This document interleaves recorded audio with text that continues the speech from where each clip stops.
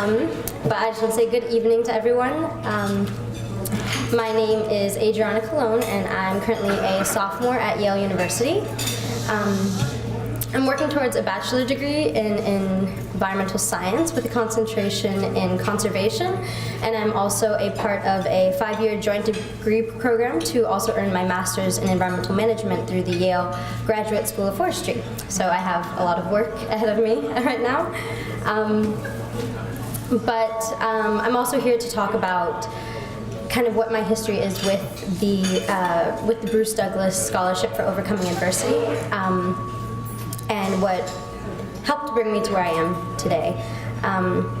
So it feels like a long time ago now, but when I was 16, I used to work at an ice cream shop near my home.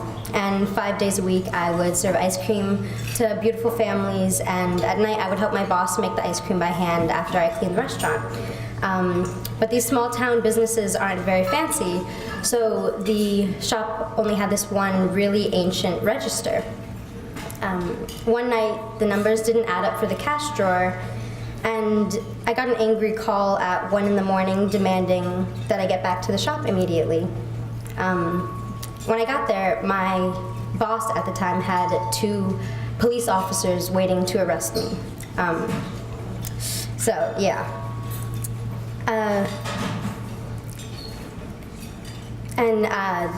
They demanded that I return all the money that I stole. Even though there were 4 other kids working there that night and we all used the same cash register, I was the only one that my boss called back.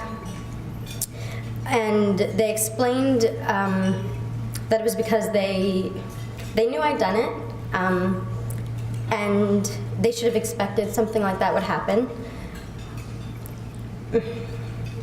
because they had worked with people like me before.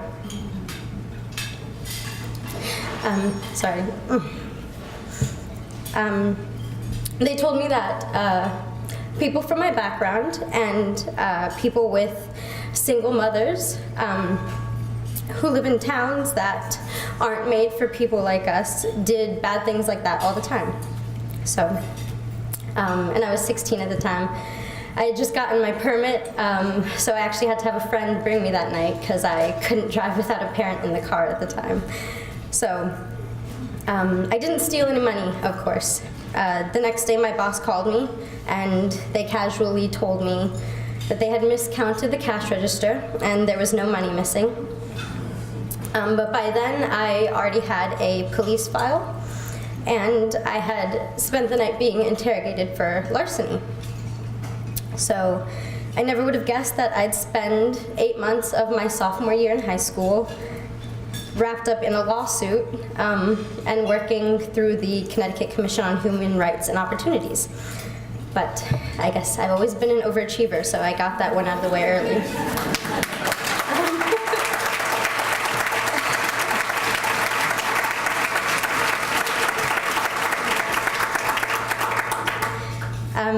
So my first year at Yale was also a major learning experience, but in a much happier way. So I'm actually, I always joke that one of my proudest accomplishments is that I'm the vice president of the beekeeping club now. So I'm always very happy about that.